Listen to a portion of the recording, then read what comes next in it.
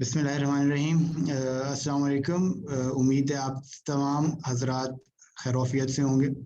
मैं आप लोगों को वेलकम कहता हूँ अपने दूसरे हफ्ते में इस कोर्स के, जिसमें कि हम लोग इंशाल्लाह माइक्रोसॉफ्ट एक्सेल को एक्सप्लोर करेंगे। पिछला हफ्ता जो कि हमारा पहला हफ्ता था, उसमें हमने माइक्रोसॉफ्ट वर्ड जो है उसके 3 लेक्चर्स कंडक्ट किए थे और माइक्रोसॉफ्ट वर्ड की बेसिक्स जो हैं उनको हम लोगों ने देखा था, जाना था और समझा था। तो उनसे रिलेटेड असाइनमेंट्स भी आपको मिलती रही हैं और उम्मीद है कि आप लोगों ने उससे कुछ ना कुछ ज़रूर सीखा होगा। अब इस हफ्ते में हम लोग माइक्रोसॉफ्ट एक्सेल को एक्सप्लोर करेंगे और बगैर किसी ताख़ीर के आगे बढ़ते हैं इंशाल्लाह। हम लोग एक सरसरी सा एक इंट्रोडक्शन लेते हैं माइक्रोसॉफ्ट एक्सेल का और फिर आगे बढ़ेंगे कि बेसिकली ये माइक्रोसॉफ्ट एक्सेल है क्या चीज़। माइक्रोसॉफ्ट एक्सेल को जानने से पहले हम लोग एक चीज़ जानने की कोशिश करते हैं कि what is a productivity tool. एक प्रोडक्टिविटी टूल जो है वो क्या होता है। आप में से कोई बता सके कि ये वर्ड अगर आप लोगों ने कभी सुना हो या कहीं पढ़ा हो और उसके बारे में अगर आप लोग टॉप ऑफ योर माइंड इसके बारे में कुछ जानते हो तो मोस्ट वेलकम, कोई भी पार्टिसिपेट कर सकता है और जल्दी से बता दे कि आपके ख्याल से प्रोडक्टिविटी टूल क्या होता है। सर मेरे ख्याल में प्रोडक्टिविटी टूल यहाँ पे जो है वो इसको कहेंगे, जैसे हम एक्सेल में कोई डाटा एंटर करते हैं, वो ऑटो उसके एक दफा फॉर्मूला लगाना होता है तो वो ऑटोमेटिकली जो है वो आगे उसकी कैलकुलेशंस बता रहा होता है। ठीक है, बिल्कुल। तो रिजल्ट्स जो है वो मतलब एक तरह मैनुअल, जैसे हमने मल्टीप्लिकेशन करनी है तो हम 100 एंट्रीज की मैनुअल मल्टीप्लिकेशन नहीं करेंगे, एक दो फॉर्मूला लगा देंगे तो उसके आगे उसके रिजल्ट्स आते जाएंगे, जो कि हमारी एक तरह से जॉब जो है या जो भी हमारा वो रिजल्ट्स हैं वो कंप्लीट हो जाएंगे विद इन ए सेकेंड। ठीक हो गया। चलें, बहुत बहुत शुक्रिया एहसान। बिल्कुल, ये आपने एक एग्जांपल दिया प्रोडक्टिविटी टूल की। अब प्रोडक्टिविटी टूल को अगर हम लोग लिटरली बयान करें तो प्रोडक्टिविटी टूल कोई भी ऐसी सॉफ्टवेयर या टेक्नोलॉजी होती है जो कि एक इंसान, कोई भी शख्स इस्तेमाल करता है किसी भी काम को कंप्लीट करने के लिए। जैसा कि आप इस स्लाइड के ऊपर पढ़ सकते हैं, उसकी एक सिंपल डेफिनेशन हमने यहाँ पर बयान की है। अब सॉफ्टवेयर और टेक्नोलॉजी को इस्तेमाल करते हुए आप इंसान अपना काम आसान करता है और काम कंप्लीट करता है, तो लिहाजा वो प्रोडक्टिविटी टूल का इस्तेमाल करता है। तो अगर प्रोडक्टिविटी टूल एक्सेल है, जिस तरह के एहसान ने कहा, तो एक्सेल किस किस्म का प्रोडक्टिविटी टूल है? ये बेसिकली स्प्रेडशीट जो है एक फिनोमिना है जिसके बारे में प्रोडक्टिविटी का जो है ना एलिमेंट लेके चलता है। आपका कोई भी काम जो कि स्प्रेडशीट की नोयत का हो, उसकी प्रोडक्टिविटी माइक्रोसॉफ्ट एक्सेल के जरिए आपकी एफिशिएंट हो जाती है और बेहतर होती है। ठीक है, अब बात यह है कि स्प्रेडशीट क्या होती है। आप में से किसी को अंदाजा हो, जल्दी से बता सके कि स्प्रेडशीट क्या होती है? कोई भी? सर हादी एक्सेल की जो आप? शीट होती है, एक्सेल की जी जो जी। जिस शीट पे हम वर्किंग कर रहे हैं वो हमारी स्प्रेडशीट होगी, और जो उसके नीचे टैब्स आ रहे होते हैं जैसे शीट 1, शीट 2, शीट 3, उसको कंपेयर एक सिंगल यूनिट ट्रीट करेंगे तो वो हमारी वर्कबुक कहलाएगी। अच्छा, चलें, बहुत बहुत शुक्रिया एहसान आपकी अगेन फीडबैक का। आपने डिफाइन जो किया है वो थोड़ा सा मुख्तलिफ है। मैं इंशाल्लाह आगे बयान करूंगा। ये आपने वर्कशीट और स्प्रेडशीट की जो डेफिनेशन बताई है, ये थोड़ा सा आप रद्द-बदल कर गए हैं, लेकिन हम लोग इंशाल्लाह आगे उसको एक्सप्लेन करेंगे। बेसिकली स्प्रेडशीट जो है कोई भी इलेक्ट्रॉनिक डॉक्यूमेंट है जिसके अंदर डाटा जो है रोज और कॉलम्स की शक्ल में अरेंज किया जाता है, और वो जो रोज और कॉलम्स हैं उनको हम लोग मैनिपुलेट कर सकते हैं, उन पे किसी किस्म की कोई कैलकुलेशंस परफॉर्म कर सकते हैं। तो बेसिकली स्प्रेडशीट इस किस्म का डॉक्यूमेंट होता है। ठीक हो गया? तो ये तो जेनेरिक एक बात हो गई। हमें पता चला कि माइक्रोसॉफ्ट एक्सेल जो है वो एक स्प्रेडशीट है, और ये स्प्रेडशीट जो है एक किस्म की प्रोडक्टिविटी टूल है जो कि हम लोग इस्तेमाल करते हैं किसी भी ऐसे डाटा को मैनिपुलेट या कैलकुलेट करने के लिए जो कि रोज और कॉलम की शक्ल में। ठीक हो गया? तो अब आगे बढ़ते हैं।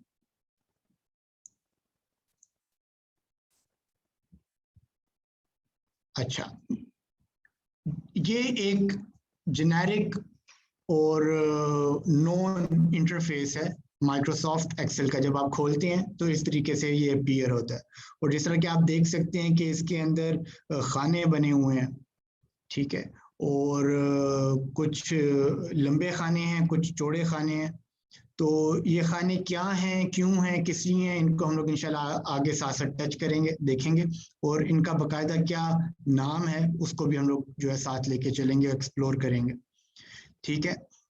माइक्रोसॉफ्ट वर्ड हमने पिछले हफ्ते देखा था, तकरीबन वही उसी तरह का कमोबेश इंटरफेस है।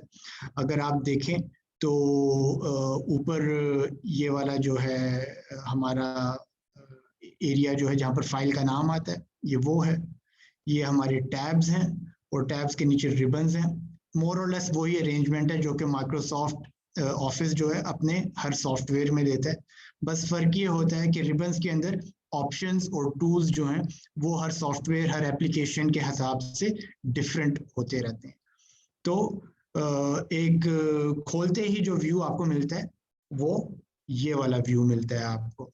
और हमेशा की तरह क्विक एक्सेस टूल बार जो कि यहाँ पर मौजूद है, आपकी वो कमांड्स जिनको कि आप फौरी तौर पे एक्सेस करना चाहते हैं वो इस क्विक एक्सेस टूल बार के जरिए आप कर सकते हैं। नॉर्मली इसके ऊपर सेव की ऑप्शन होती है, अनडू रीडू की ऑप्शन होती है, और इसको जो है इसके अलावा कोई भी आप कस्टमाइज्ड ऑप्शन जो कि आप रेगुलरली इस्तेमाल करते हैं उसको इस टूल बार के ऊपर जड़ा जा सकता है या एनेबल किया जा सकता है। अच्छा, हमने कहा कि स्प्रेडशीट कॉलम्स और रोज टाइप का डॉक्यूमेंट होता है। तो कॉलम्स क्या होते हैं हम लोग देख लेते हैं फौरी तौर पे। कॉलम्स जो हैं ये जो ऊपर से नीचे की तरफ डब्बे जा रहे हैं इनको कॉलम्स कहते हैं, और हर कॉलम जो है वो आइडेंटिफाइड है एक कॉलम हेड से जो कि A B C D E F G H so on and so forth जाता है। माइक्रोसॉफ्ट एक्सेल के अंदर बेसिकली 16,384 कॉलम्स जो हैं एग्जिस्ट करते हैं, और जब ये A से Z तक चला जाता है तो Z के बाद फिर डबल A B इस तरीके से जो है ये सीरीज चलना शुरू होती है। हम इंशाल्लाह जब डिमॉन्स्ट्रेशन में आएंगे तो इसका एक ओवरव्यू आपको इंटरफेस का जल्दी जल्दी से देंगे, ठीक है। तो कॉलम्स जो हैं ऊपर से नीचे तक जो डब्बे चलते आ रहे हैं इनको हम कॉलम्स कहते हैं, और हर कॉलम जो है वो एक कॉलम हेड से आइडेंटिफाइड होता है। इसी तरह रोज जो होती हैं वो लेफ्ट टू राइट जो डब्बे जा रहे हैं उनको कहा जाता है। माइक्रोसॉफ्ट एक्सेल के अंदर 10,48,576 जो हैं डब्बे हैं जो कि रोज हैं, सॉरी, जो कि एग्जिस्ट करती हैं। अब आप इससे अंदाजा लगा लें कि 16,000 कॉलम्स हैं, 10 लाख क्या कहते हैं रोज हैं, तो इसमें कितना ज्यादा डाटा जो है समाया जा सकता है। इतना डाटा समाया जा सकता है कि आपकी जो रिक्वायरमेंट है उससे ढेर सारा इसमें जो है ना सेव किया जा सकता है।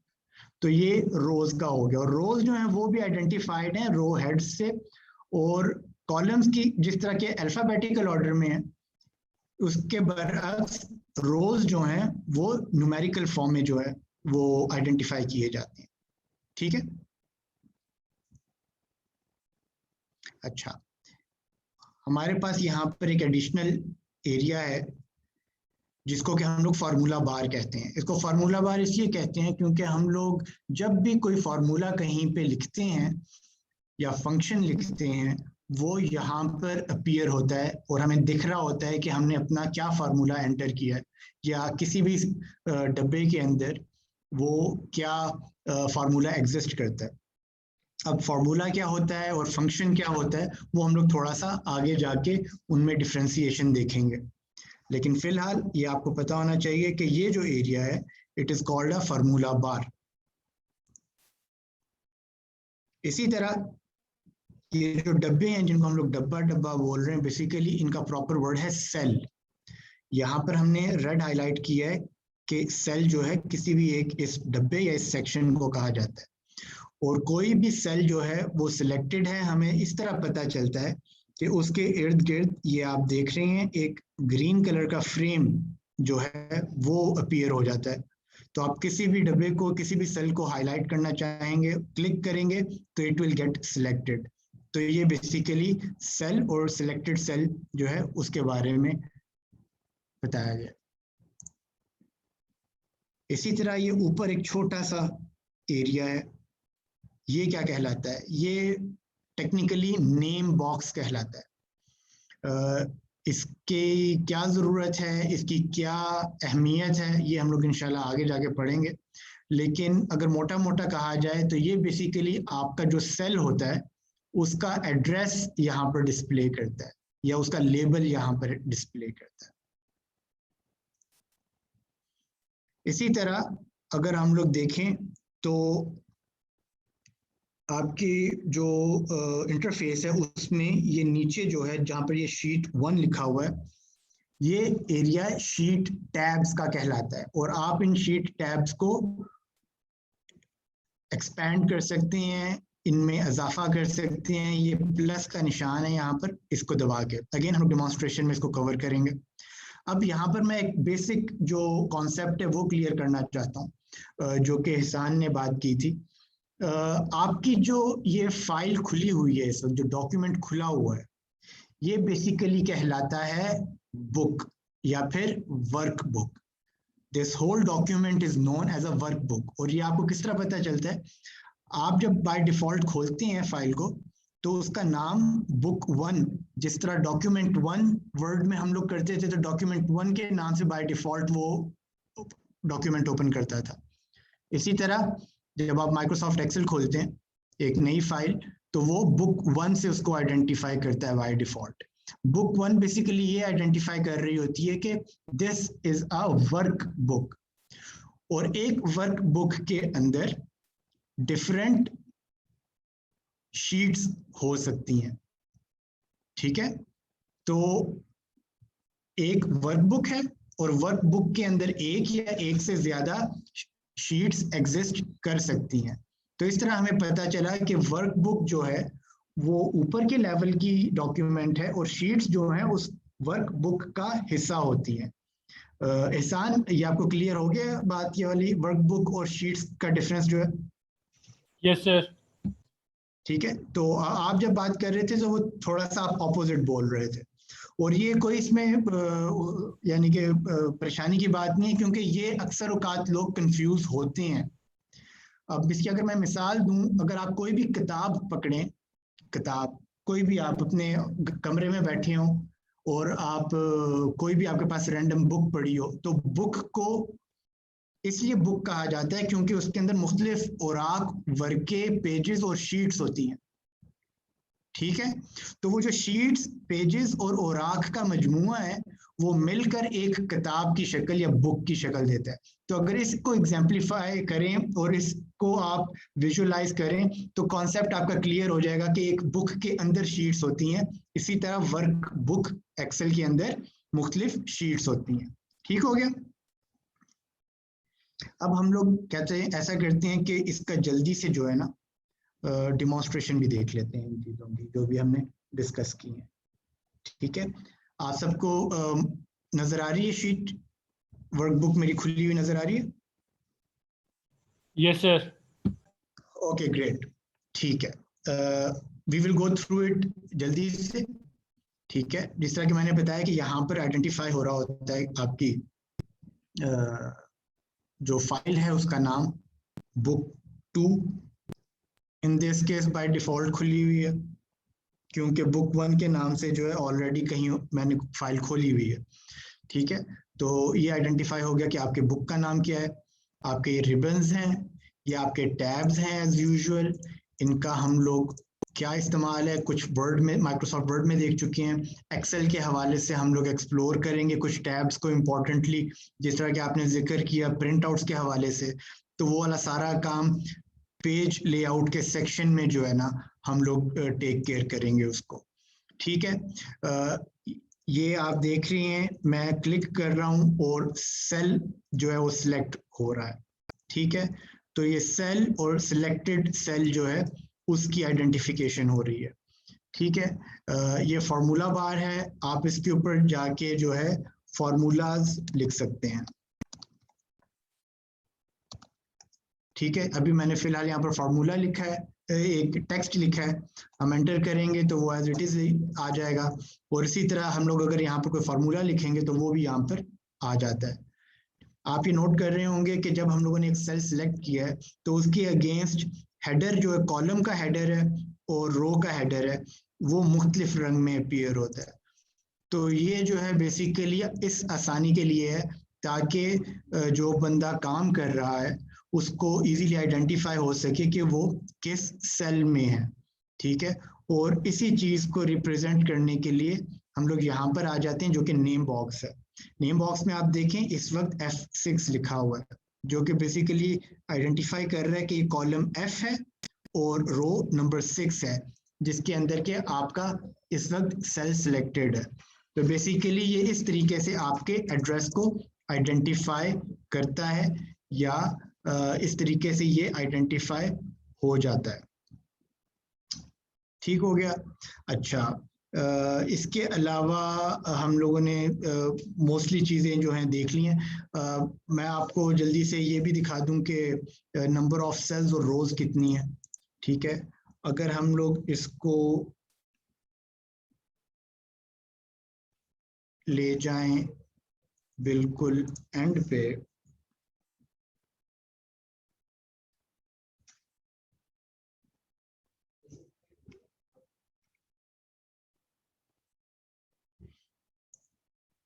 ये चला जाएगा। ये हम लोग सबसे एंड पे आ गए हैं और आप देख सकते हैं यहाँ पर 10 लाख जो हैं वो कॉलम्स हैं, सॉरी रोज हैं। ठीक है, इसी तरीके से अगर हम लोग ये देखें तो ये XFD तक हैं जो कि बेसिकली 16,000 जो मैंने फिगर दी थी उतने कॉलम्स बनते हैं। ठीक हो गया। तो इस तरीके से हम लोग देख सकते हैं कि हमारे पास एक शीट में कितने कॉलम्स और कितने रोज हैं।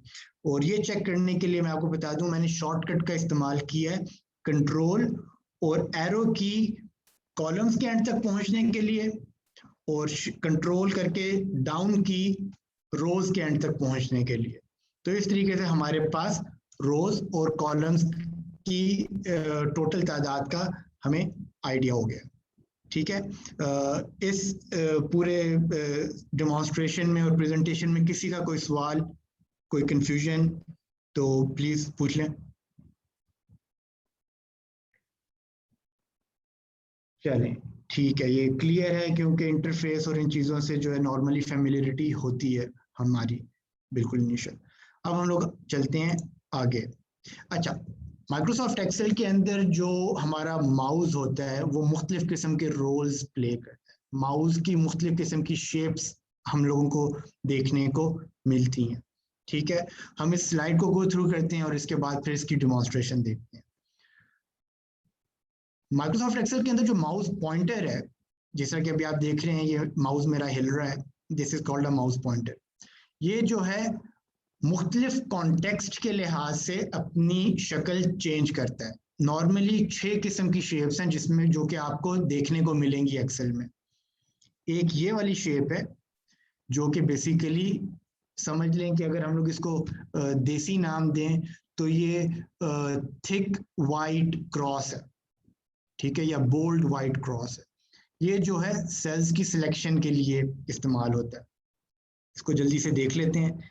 ये आप देख रहे हैं, ये इस वक्त हमारा जो कर्सर है वो बोल्ड क्रॉस की शक्ल में है और मैं जहां पर भी क्लिक कर रहा हूं ये उसकी सिलेक्शन में मदद दे रहा है। ठीक है, अगला जो है हमारे पास वो किस किस्म की शेप है, हम लोग आगे आते हैं। ये आई टाइप की जो है ना एक कर्सर की शक्ल बनती है और ये नॉर्मली जो है ना जिस तरह आपका कर्सर होता है जब आपने कुछ लिखना होता है तो ये जो है उस लिहाज से जो है अपीयर होता है। ये जब आप किसी भी सेल में एंट्री कर रहे होते हैं या फार्मूला बार में कुछ लिख रहे होते हैं तो ये आपको उस वक्त नजर आता है। इसको भी हम लोग आगे डिमॉन्स्ट्रेट करेंगे। पहले हम लोग इन सबको देख लेते हैं और फिर इन सबको बारी बारी डिमॉन्स्ट्रेट करते हैं। इसी तरह ये एक पतला क्रॉस काले रंग का जो है ये आता है, it is known as a fill handle. ये किस लिए इस्तेमाल होता है? ये नॉर्मली आपकी चीजों को कॉपी करने के लिए और डाटा को एक्सटेंड करने के लिए काम आता है। प्रैक्टिकल अभी हम लोग इंशाल्लाह देखेंगे और आगे आने वाले एक्सरसाइजेस में सब चीजें जो है रिपीट होंगी। ये एक एरो बना हुआ आता है, ये किस लिए इस्तेमाल होता है? ये बेसिकली किसी भी वर्कशीट के अंदर पूरे के पूरे कॉलम या पूरे की पूरी रो को सिलेक्ट करने के काम आता है। अभी हम लोग देख लेते हैं इसको भी। फिर आप ये देखेंगे कि लेफ्ट एंड राइट एरो जा रहे हैं और दरमियान में एक चौड़ा एरो है, ये और ये ऊपर और नीचे एरो और दरमियान में चौड़ा जो है ना वो थिक बना हुआ है क्रॉस सा। तो ये दोनों क्यों इस्तेमाल होते हैं या कब आते हैं? ये बेसिकली आपके कॉलम और रो की विड्थ और हाइट को एडजस्ट करने के लिए काम आते हैं। ठीक है, अब हम लोग इन सब शेप्स को इन एक्शन देखते हैं माइक्रोसॉफ्ट एक्सेल की शीट के ऊपर। मैं ये वापस माइक्रोसॉफ्ट एक्सेल में आ गया हूँ। ये हम लोग देख चुके हैं कि हम लोग ये सिलेक्शन कर रहे हैं, सिलेक्शन का हमें आइडिया हो गया। ठीक है, जब हम लोगों ने किसी सेल को सिलेक्ट किया होता है तो हम लोग जो है देखते हैं कि यहाँ पर ये एक छोटा सा डॉट बना हुआ है। जब हम लोग इस डॉट के ऊपर होवर करते हैं तो हमारा जो कर्सर है ये थिन ब्लैक क्रॉस में तब्दील हो जाता है। ठीक है, जो कि हमने कहा था कि कॉपी और डाटा को एक्सटेंड करने के काम आता है। ठीक है, इसी तरह अगर हम लोग वहां से निकल के ये बॉर्डर के ऊपर जाएं सेल सिलेक्टेड सेल के, तो ये हमारे पास चारों डायरेक्शन वाला क्रॉस एक आ जाता है जो कि बेसिकली इस्तेमाल होता है इस सेल के डाटा को मूव करने के लिए। ठीक है, अगर इस सेल के अंदर कुछ लिखा हुआ होगा तो we can move that data. जल्दी से एक डिमॉन्स्ट्रेट करके देख लेते हैं। 1 2 3 लिखा हमने, इस डाटा को सिलेक्ट किया, क्लिक, ड्रैग, ड्रॉप, तो आप देख सकते हैं कि इस तरीके से ये डाटा को मूव करने के काम आता है। फिर हमने देखा था कि जब हम लोग डाटा इसके अंदर लिखते हैं कुछ जिस तरह के अभी लिखा था, तो इसके अंदर ये आई कर्सर आ रहा है आई, तो ये बेसिकली टेक्स्ट को एडिट करने के हवाले से कि आपका टेक्स्ट जो है इस वक्त किस लोकेशन पे एडिट हो सकता है, ये उसको आइडेंटिफाई करता है। ठीक है, फिर हमने देखा था कि solid arrow top to down, left to right ये अपीयर होता है। अगर मैं इसको क्लिक करूंगा तो हम लोग देखेंगे कि इसने पूरे का पूरा जी कॉलम जो है ऊपर से लेके नीचे तक पूरे के पूरे 10 लाख जो सेल्स हैं उनको सिलेक्ट कर लिया। इसी तरह अगर हम लोग रोज को देखेंगे, हेडर पे जाके क्लिक करेंगे तो ये जो है इस वक्त 16,000 के 16,000 सेल्स जो कि इस रो नंबर 7 में है उनको इसने सिलेक्ट कर लिया।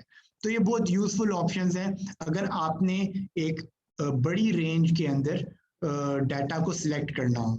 अब रेंज क्या होता है वो भी हम लोग इंशाल्लाह थोड़ा सा आगे जाके पढ़ेंगे। फिर दो किस्म के अब कर्सर्स हैं जो कि रह गए हैं।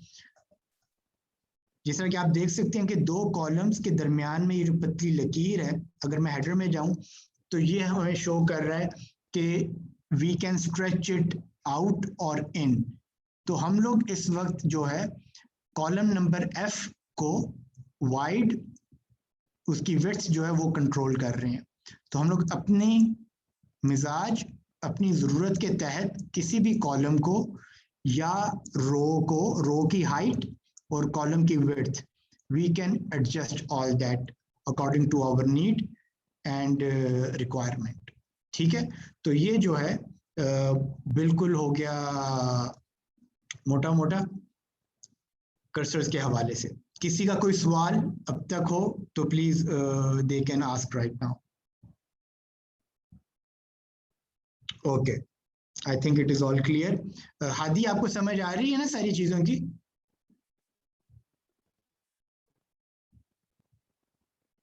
हेलो हादी, आवाज आ रही है आपको?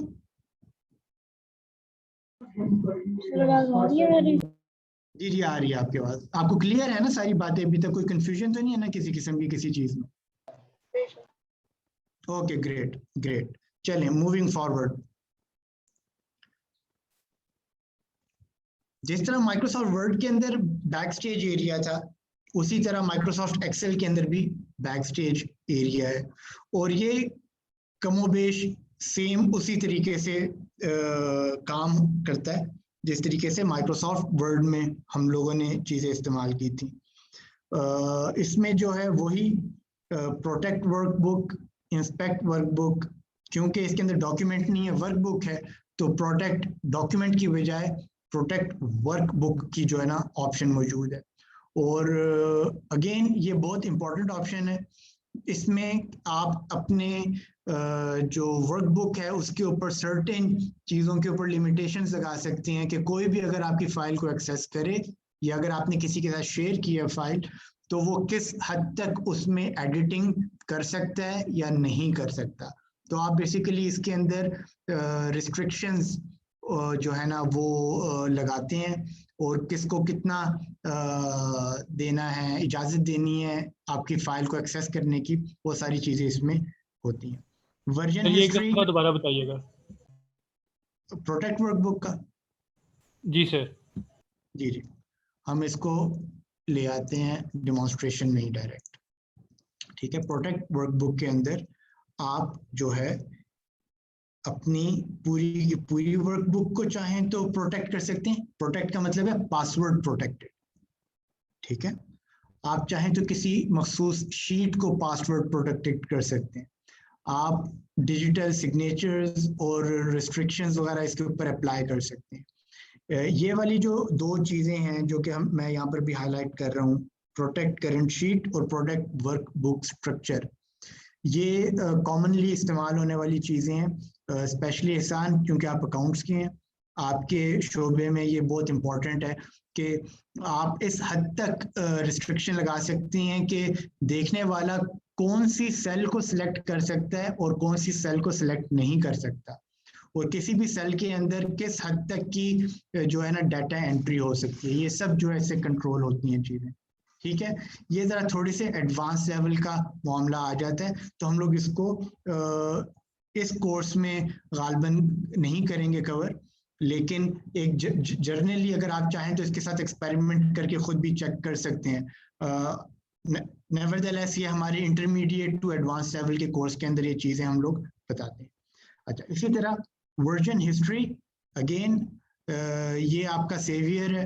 अगर आपका क्या कहते हैं कोई फाइल जो है वो अभी तो चूंकि सेव नहीं हुई तो इसलिए कुछ बता नहीं रहा, लेट्स से कि आपकी एक वर्कबुक है और आपने उसके ऊपर 3-4 दफ़ा काम किया है, तो माइक्रोसॉफ्ट एक्सेल इस चीज़ की प्रोविजन देता है कि आपकी उन पुराने वर्जन्स की भी जो है ना एक एक कॉपी अपने पास महफूज रखता है, ताकि अगर आपको कभी लगे कि मेरी लेटेस्ट कॉपी जो है उसमें कुछ गलतियां हैं, तो you can always revert back to a older version of your document, of your workbook, ठीक है। तो ये सारी आपकी चीज़ें जो हैं यहाँ से मैनेज हो जाती हैं। उसके अलावा बैक स्टेज एरिया में आपका ये होम का बटन है, जहाँ से आप नई डॉक्यूमेंट नया वर्कबुक खोल सकते हैं न्यू के ज़रिए। इसमें भी टेम्पलेट्स मौजूद हैं, इनको भी हम लोग जो है जल्दी से देखेंगे। आपके पास ऑलरेडी कुछ वर्कबुक्स बनी हुई हैं, उनको ओपन करने का तरीक़ेकार है। सेव की ऑप्शन मौजूद है, सेव एज की ऑप्शन मौजूद है। अगेन जिस तरीके से हम लोग काम करते हैं माइक्रोसॉफ्ट वर्ड में, उसी तरीके से यहाँ पर भी सेव और सेव एज काम करता है। थोड़ी सी चीज़ें जो हैं उनको हम लोग थोड़ा सा तफसील में देखेंगे सेव और सेव एज को आज के सेशन के ऑलमोस्ट एंड पे। प्रिंट कमांड अगेन बहुत इंपॉर्टेंट एरिया है, जिसको कि हम लोगों ने पहले कहा है कि आपकी डॉक्यूमेंट्स को प्रॉपरली प्रिंट करने के लिए क्या तरीक़ेकार जो है वो किया जा सकता है, वो यहाँ से आप चीज़ें कंट्रोल कर सकते हैं। हम लोग इंशाल्लाह आने वाले लेक्चर्स में उसको कवर करेंगे। शेयर की ऑप्शन से ये है कि आप अपनी फाइल को एज ए ईमेल शेयर करना चाहते हैं या किसी और शक्ल में शेयर करना चाहते हैं, तो आप इसको यहाँ से कर सकते हैं। एक्सपोर्ट की ऑप्शन है, एक्सपोर्ट के ज़रिए आप अपने डॉक्यूमेंट को PDF में कन्वर्ट कर सकते हैं। और इसी तरीके से पब्लिश की जो ऑप्शन है बेसिकली है कि क्लाउड सर्वर्स हैं कुछ माइक्रोसॉफ्ट ऑफिस के, तो आप उसके ऊपर पब्लिश कर सकते हैं अपनी डॉक्यूमेंट को, अपनी वर्कशीट को, ताकि वहाँ पर अगर आप चीज़ शेयर करना चाहें तो लोग देख सकते हो। और क्लोज ऑब्वियसली जो है वो क्लोज करने से आपकी वर्कबुक क्लोज हो जाती है। तो हम लोग वापस आ जाते हैं अपने पावर पॉइंट के प्रेजेंटेशन पे और आगे हम लोग जो है लेके चलते हैं। अच्छा, एक और चीज़ इसमें इंपॉर्टेंट जो मैं बताना भूल गया, ये एंड पे ऑप्शंस हैं। जैसे माइक्रोसॉफ्ट वर्ड में भी ऑप्शंस थी, तो आप ऑप्शंस को क्लिक करते हैं तो आपका ये डायलॉग बॉक्स खुल जाता है जिसके अंदर कमोबेश वही ऑप्शंस मौजूद हैं जो कि हमने वहाँ पर डिस्कस की थी। ठीक है, ऑटो करेक्ट इसके अंदर भी है, हम लोग इसको नहीं देखेंगे तफसील में, बल्कि आप लोग ऑलरेडी इससे फेमिलियर हो चुके हैं। We will not go through all these things. ठीक हो गया। तो इस तरीके से हमने देखा कि बैकस्टेज एरिया कमोबेश एक जैसा ही है जैसा कि माइक्रोसॉफ्ट वर्ड के अंदर होता है। मूविंग फॉरवर्ड, अब हम लोग जो है एक नई वर्कबुक जो है क्रिएट करेंगे, और वो वर्कबुक जो है किस तरीके से क्रिएट होती है और किस तरीके से उसमें चीज़ें लिखी जाती हैं, तो हम उसको थोड़ा सा समझने की कोशिश करते हैं। अब बेसिकली होता ये है कि आपकी जो एक शीट होती है सेल्स और कॉलम्स की शक्ल में जो होती है, आपका एक सेल जो है वो 3 किस्म का डाटा जो है ना उसके अंदर लिखा जा सकता है। वो 3 किस्म का क्या डाटा है? एक तो ये कि आप उसके अंदर टेक्स्ट लिख सकते हैं, जिस तरह के ABC, और यहाँ पर आप देख सकते हैं कि यहाँ पर टेक्स्ट की शक्ल में लिखा हो। दूसरा, इस सेल के अंदर आप न्यूमेरिक्स लिख सकते हैं, 1 2 3 4 5 so on and so forth।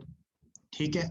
और तीसरा, आप इन सेल्स के अंदर फॉर्मूलाज जो हैं वो लिख सकते हैं। तो ये 3 बेसिक किस्म के डाटाज हैं, डाटा टाइप्स हैं जो कि आप इसके अंदर लिख सकते हैं एक सेल के अंदर, या एक सेल जो है नॉर्मली इनके अलावा और किसी किस्म के और डाटा से एग्जिस्ट नहीं करता होगा। ठीक है, इसकी एक जल्दी से हम लोग डेमोन्स्ट्रेशन भी देख लेते हैं। ठीक है, जिस तरह के मैंने कहा कि हम लोग इसमें टेक्स्ट लिख सकते हैं, तो ABCDEF ये टेक्स्ट की शक्ल हो गई। हम लोग आगे चलते हैं, न्यूमेरिक्स की बात करते हैं, न्यूमेरिक्स लिख लिए। इसी तरह हमने कहा कि ये इसके अंदर हम फॉर्मूलाज लिख सकते हैं। फॉर्मूलाज जो हैं उनको लिखने का एक मखसूस तरीक़ेकार होता है, वो हम लोग आगे तफसील में देखेंगे। फिलहाल आपको समझाने की गर्ज से मैं यहाँ पर इक्वल टू करके यहाँ पर लिख देता हूँ। फिलहाल यहाँ एरर दे रहा है, ये क्यों एरर दे रहा है इसको हम लोग आगे जाके डिस्कस करेंगे। ठीक है, तो आप देख सकते हैं कि यहाँ पर जो फार्मूला है वो फार्मूला बार के अंदर नजर आ रहा है जो हमने लिखा था। तो इस तरीके से आप लिख सकते हैं इसके अंदर 3 किस्म की चीजें। अच्छा, अब जब आप कुछ लिख रहे होते हैं तो आपका सेल ऑटोमेटिकली जो है ना ऊपर से नीचे या आगे लेफ्ट टू राइट मूव कर रहा होता है। अब एक नॉर्मल प्रैक्टिस ये होती है कि जब आप कुछ लिखते हैं, जिस तरह कि मैं यहाँ पर अपना नाम लिख लेता हूँ, और इसके बाद अगर मैं एंटर प्रेस करूंगा तो क्या होगा? एंटर प्रेस करने से सेल जो है अगला सिलेक्ट हो जाएगा नीचे की तरफ। ठीक है, लेकिन अगर मैं चाहता हूं कि मैं रेहान के बाद अगले सेल में लिखूं, तो उसके लिए मैं टैब का बटन दबाऊंगा। तो टैब से आपका जो सेल सिलेक्शन है वो राइट की तरफ मूव होती है, और एंटर से नीचे की तरफ। राइट से आगे, टैब से आगे, एंटर से नीचे, राइट टैब से आगे, एंटर से नीचे। ठीक है, तो इस तरीके से आप मैन्यूवर करते हैं, सेल्स के दरमियान नेविगेट कर सकते हैं। और यही चीज जो है इस स्लाइड के अंदर शो की गई है कि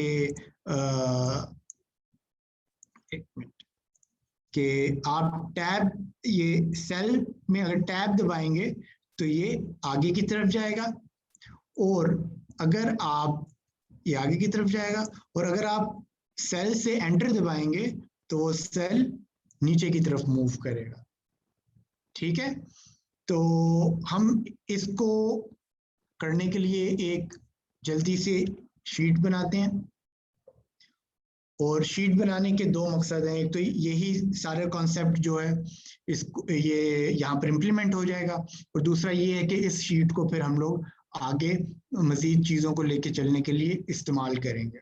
ठीक है, मिसाल के तौर पे हम लोगों ने एक टेबल बनाना है जो कि हमारी मंथली सेल्स और एक्सपेंसेस को रिकॉर्ड करता है।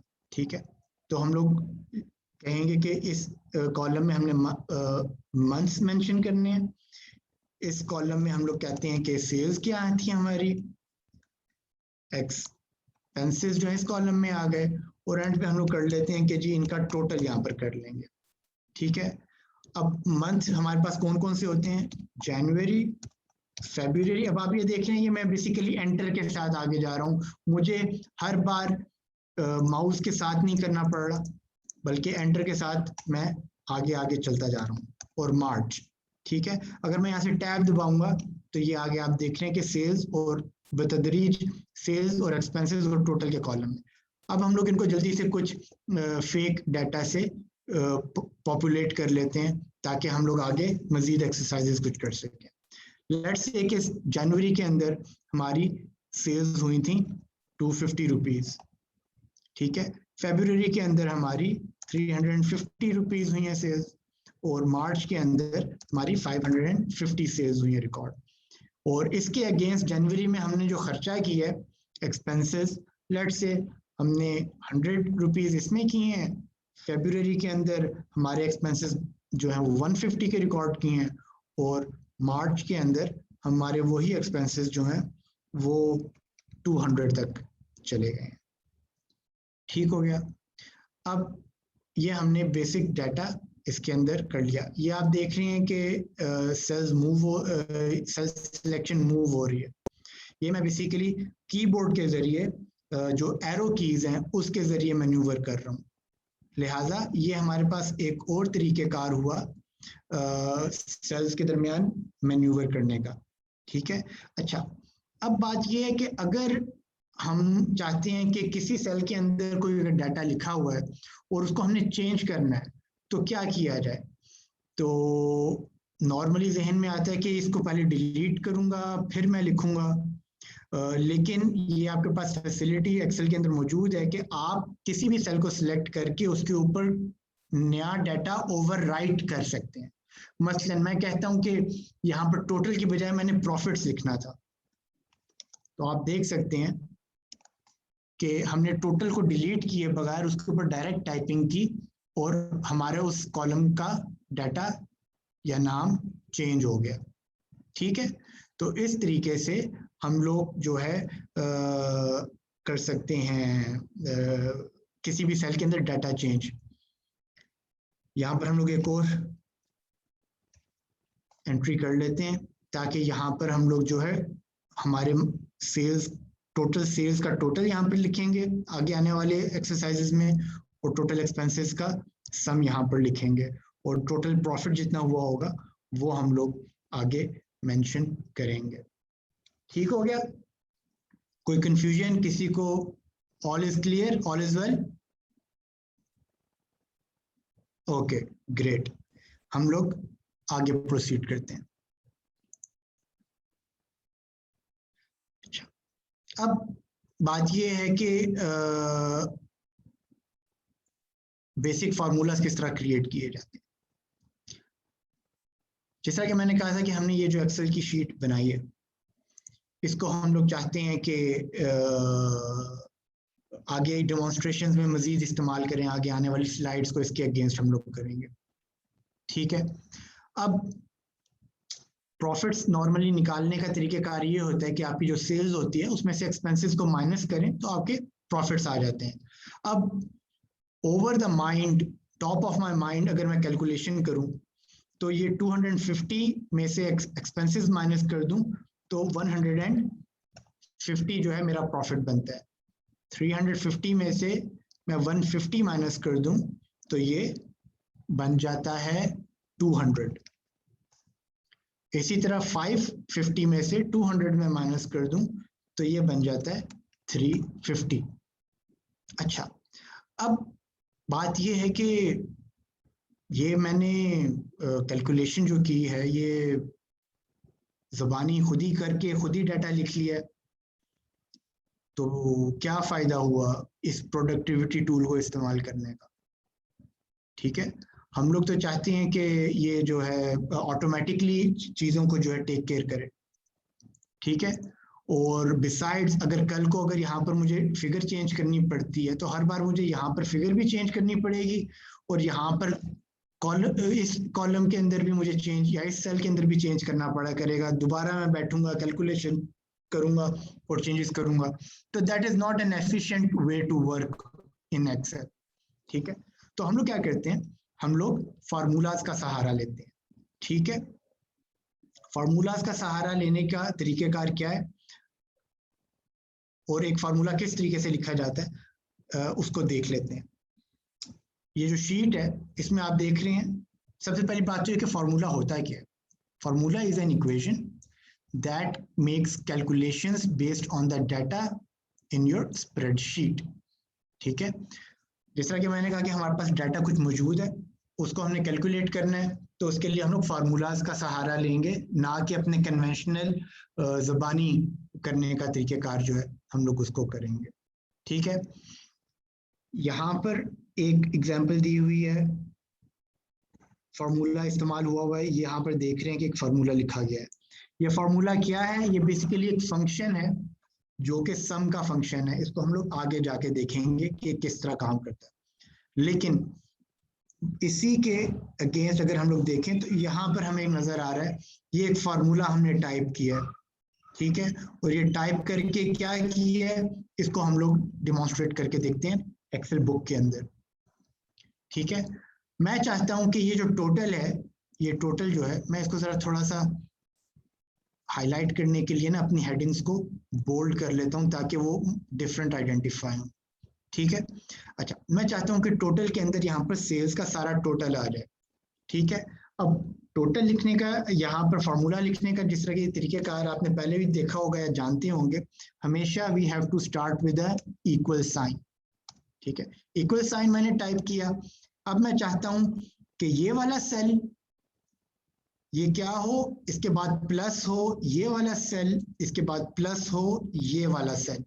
मैं इन तीन सेल्स को प्लस करके यहाँ पर उसका रिजल्ट लेकर आना चाहता हूँ। ठीक है, और आप देख सकते हैं कि इसके अंदर फार्मूला के अंदर जो टाइप हो रहा है वो डाटा टाइप नहीं हो रहा, बल्कि उस सेल का रेफरेंस एड्रेस टाइप हो रहा है।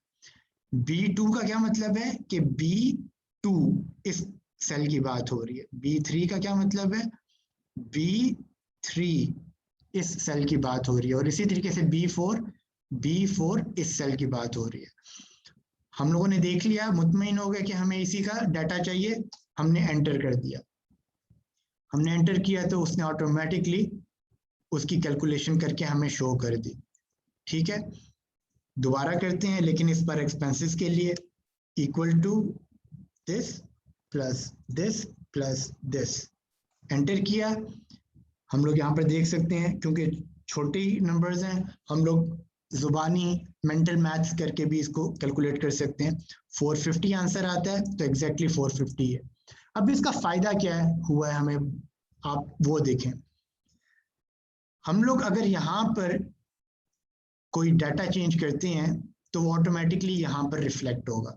एक्सपेंसेस हम लोग कहते हैं कि 100 की बजाय 50 हुए हैं, एंटर करते हैं तो आप देखते हैं कि उसने ऑटोमेटिकली अपडेट कर दिया है उस नई एंट्री के मुताबिक। लेकिन प्रॉफिट्स में आप देख रहे हैं कि एंट्री अपडेट नहीं हुई। क्यों? क्योंकि यहाँ पर हमने मैनुअल इनपुट दिया था। 250 माइनस 50 इज नॉट 150, यहाँ पर 200 लिखा हुआ आना चाहिए था, लेकिन अगेन चूंकि ये हम लोगों ने मैनुअल इनपुट किया है तो ये हम लोगों को मजबूरन खुद ही एंटर करना पड़ेगा। ठीक है, तो ये जो है मैनुअल एंट्री का नुकसान है, और यही जो है बेसिकली फार्मूला लिखने की का फायदा है। अब हम लोग ऐसा करते हैं कि इस सेल को भी जो है फार्मूला लिख लेते हैं। हम लोग कहते हैं कि ये जो सेल है इसके अंदर जो भी वैल्यू हुआ है वो सेल्स में से एक्सपेंस को माइनस करे तो वैल्यू आ जाए। इस वाले सेल के अंदर फरवरी की सेल्स माइनस एक्सपेंसेस करें तो वैल्यू आ जाए, और इसी तरह मार्ज का जो कॉरस्पॉन्डिंग है प्रॉफिट, वो जो है सेल्स माइनस एक्सपेंस। तो इस तरीके से हमारे पास हम लोगों ने फॉर्मूला उसका जनरेट कर लिया, ठीक है। अच्छा, अब आपने ये भी नोट किया होगा कि जब मैं ये कर रहा था तो मैंने इसमें माइनस का इस्तेमाल किया और मैंने प्लस का इस्तेमाल किया। इसका मतलब ये हुआ कि हमारे जो फॉर्मूलाज होते हैं उनके अंदर हम लोग अरिथमेटिक ऑपरेशंस क्या होते हैं? प्लस, माइनस, मल्टीप्लाई और डिवाइड, ये हमारे मारूफ और कॉमनली यूज्ड अरिथमेटिक ऑपरेशन, ठीक है। तो ये इस्तेमाल होते हैं हमारे फार्मूलाज के अंदर किसी भी किस्म का अरिथमेटिकली कैलकुलेशन करने के लिए, ठीक हो गया। तो ये चीज हम लोगों को समझ आ गई। अच्छा, इसके अलावा हम लोग जो ये हमारे हैं फार्मूलाज, उसके अंदर हम लोग ब्रैकेट्स का भी इस्तेमाल करते हैं, ठीक है। जिस तरह कि आप इस स्लाइड के अंदर देख सकते हैं, ये एक फंक्शन है, फंक्शन के अंदर ये ब्रैकेट्स का इस्तेमाल हुआ, ठीक है। तो ये ब्रैकेट्स को भी इस्तेमाल करके हम लोग अपना जो है कर सकते हैं,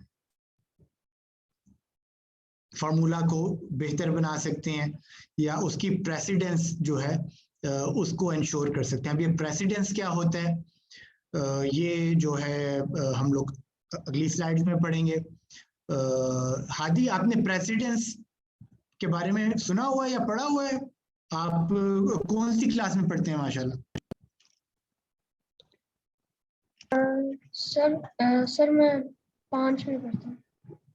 आप 5th क्लास में पढ़ते हैं, ठीक है। मैथमेटिक्स पढ़ते होंगे तो उसमें प्रेसिडेंस के बारे में बताया होगा उन्होंने, तो वो हम लोग इंशाल्लाह आगे जाके डिस्कस करेंगे। आपने सुना होगा या पढ़ा होगा, हम लोग इंशाल्लाह इसको तफसीलन आगे देखते हैं, ठीक है। तो ये हमारे पास एक जी, प्रेसिडेंस आपने नहीं पढ़ी अभी? अलजेब्रा कर रहे हैं आप? नहीं सर। अच्छा, चलें, ठीक है। सिंपल एडिशन, सब्ट्रैक्शन ये तो आप कर ही रहे हैं, मल्टीप्लिकेशन, चलें, कोई मसला नहीं है।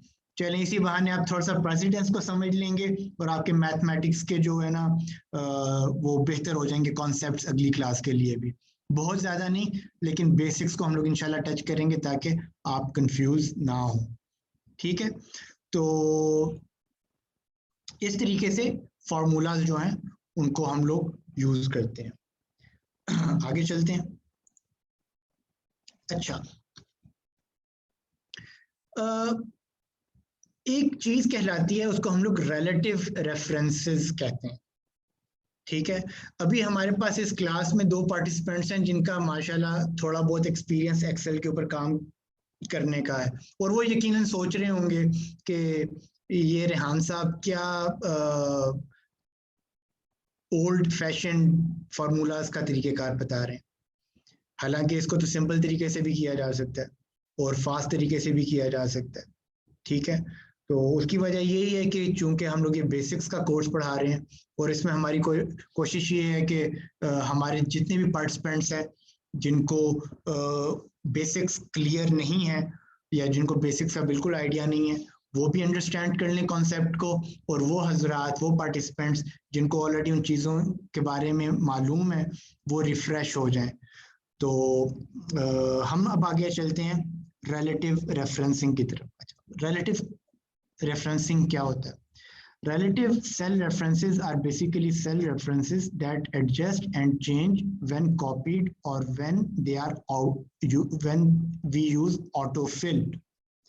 अच्छा, अब ये ऑटोफिल का भी जिक्र हो गया, एडजस्ट एंड चेंज की भी बात हो रही है, सेल रेफरेंसेस की भी बात हो रही है। ये क्या बात हो रही है? कुछ समझ नहीं आई बात की। आप ये नीचे देख सकते हैं, यहाँ पर एक एग्जांपल है। इस एग्जांपल के अंदर ये बेसिकली C2 और D2 2 सेल्स हैं, उनको मल्टीप्लाई कर रहा है। हमें किस तरह पता चला कि इक्वल का निशान है, इसने फार्मूला लिखा हुआ है और इन 2 सेल्स को मल्टीप्लाई कर रहा है क्योंकि ये मल्टीप्लिकेशन का ऑपरेटर यहाँ पर यूज हुआ हुआ है। C2 कौन सा है? C2 ये वाला सेल है, और D2 कौन सा है? D2 बेसिकली यहाँ पर D नजर नहीं आ रहा है, D2 ये वाला सेल है, ठीक है। तो इन दो सेल्स को उसने आपस में मल्टीप्लाई किया है और यहाँ पर रिजल्ट उसका जो है शो किया है। तो इस सेल के अंदर उसने फॉर्मूला लगाया है ये वाला। अच्छा, अब इसका रिलेटिव रेफरेंसिंग के साथ क्या ताल्लुक है वो हम लोग डेमोन्स्ट्रेशन में देखते हैं। लेट्स से कि हमारे पास ये वाला डाटा मौजूद नहीं है, ये वाला डाटा मौजूद नहीं है, ठीक है। हमने पहले सेल के अंदर जो भी हमारा फार्मूला हमें रिक्वायर्ड था वो लिख लिया। क्या था? हमने कहा कि B2 माइनस C2 करे और यहाँ पर वो हमें उसका रिजल्ट शो कर दे इस वाले सेल में, इस वाले कॉलम में, ठीक है। अब ये तो चलें 3 महीनों का डाटा है। लेट्स से कि अगर ये लंबा चौड़ा डाटा होता तो आप हर सेल में क्या मैन्युअली फॉर्मूला इनपुट करते? उसका आंसर है नहीं, कतई तौर पे नहीं, बिल्कुल भी नहीं, ठीक है। उसके लिए अब आप देखें कि ये हमारा जो कर्सर है जो कि कॉर्नर पे, जिसका कि हमने कहा था कि ये कॉपी करने के लिए या डाटा को एक्सटेंड करने के लिए काम आता है, we will use this now, ठीक है। मैं सेल के कॉर्नर पे गया, जैसे ही उसने शेप चेंज की मैंने इसको क्लिक कर लिया और क्लिक करके इसको ड्रैग कर लिया। ये याद रहे, या तो ये ऊपर से नीचे ड्रैग होगा या लेफ्ट टू राइट होगा। ये डायगोनल ड्रैगिंग नहीं होती इसकी, ये सिर्फ ऊपर से नीचे कॉलम वाइज या रो वाइज जो है होगा ये ऑपरेशन। और मैं कहता हूं कि इस सेल में जो फॉर्मूला लिखा हुआ है उसको इन दो सेल्स में कॉपी कर लो, और मैंने एंटर दबाया तो उसने वही किया। अब आप देखेंगे कि ये B2 और C2 लिखा हुआ है। जब हम लोग फरवरी में जाएंगे तो हमारा रेफरेंस B3 और C3 होना चाहिए। तो क्या इसने वो किया? बिल्कुल इसने वही किया। बेसिकली ये जो कॉन्सेप्ट है इसको हम लोग रिलेटिव रेफरेंसिंग का नाम देते हैं। ये जो है जब आपने कॉपी पेस्ट किया या ड्रैग किया तो इसने उस सेल्स से रिलेटिव जोन से सेल्स रेफरेंस्ड हैं उनको उसने कॉपी पेस्ट कर लिया, ठीक है। ये रिलेटिव जो रेफरेंसिंग है इसके अगेंस्ट एक और कॉन्सेप्ट है जिसको एब्सोल्यूट रेफरेंसिंग कहा जाता है, ठीक है। वो वाला कॉन्सेप्ट जो है वो हम लोग थोड़ा सा आगे जाके बिल्कुल हल्का सा टच करेंगे ताकि इन दोनों में डिफरेंस बताया जा सके। लेकिन मोटा मोटा एहसन आपको एब्सोल्यूट रेफरेंसिंग का इल्म है कि क्या होता है? आप दोनों में से कोई भी हजरत, कोई भी पार्टिसिपेंट जो कि बता सकता हो, आपका माशाल्लाह प्रोफेशनल एक्सपीरियंस है। एब्सोल्यूट का आपको नहीं आइडिया, ठीक है, चलें कोई मसला नहीं है, हम इंशाल्लाह आगे जाके एब्सोल्यूट रेफरेंसिंग को भी कवर करेंगे। मोटा मोटा अगर मैं बताऊं तो एब्सोल्यूट रेफरेंसिंग वो होती है कि जब आप नहीं चाहते कि जो सेल जिसका रेफरेंस इस्तेमाल हुआ है वो चेंज हो। अभी आपने जिस तरह के देखा है यहाँ पर रेफरेंस चेंज हो रहा है, यहाँ पर B2 था यहाँ पर B3 हो गया। लेकिन अगर आप चाहती हैं कि B2 जो है B2 ही रहे तो इसके साथ हम लोग कुछ एडिशनल चीजें लिखते हैं तो वो आपके उस रेफरेंस को एब्सोल्यूट बना देता, ठीक है। तो ये मोटी मोटी हो गई एब्सोल्यूट और क्या कहते हैं रिलेटिव रेफरेंसिंग का कॉन्सेप्ट। अच्छा, हमने ये जो है ड्रैग फॉर्मूला ड्रैग और ड्रॉप प्रॉफिट्स पे कर लिया, यही काम अब हम लोग ये टोटल पे भी कर लेते हैं, ठीक है। हमने इसको क्लिक किया, ड्रैग किया, ड्रॉप किया तो उसने ये सारा डाटा जो है उसको ऐड करके यहाँ पर शो कर दिया।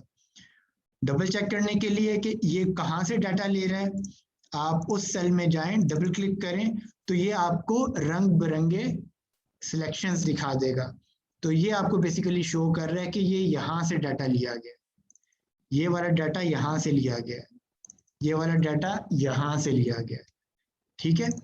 ये आपका डबल चेक करने का तरीकेकार है कि आपको पता हो कि आपका सर, अभी एक चीज पूछना चाह रहा था आपसे। जी जी। सर अगर ये मेरे पास डोमेन है जैसे 10, 20, 50, 100, 500, 1000, 5000, अगर इन सब की डोमेन जैसे मेरे पास यानी कि मेरे पास अगर 3-3 पैकेट्स हैं पैसों के हवाले से सब में, या 2-2, तो उसका टोटल कितना निकलेगा वो, अगर वो किस तरह हम निकालेंगे व्हाट्सएप एक्सेल पे ना। मैं आपका एग्जैक्टली समझ नहीं सका सवाल। डोमेन क्या, मैं फॉलो नहीं किया आपकी बात।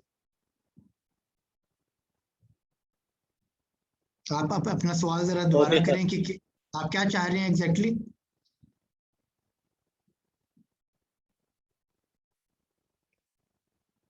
एहसन, एहसन,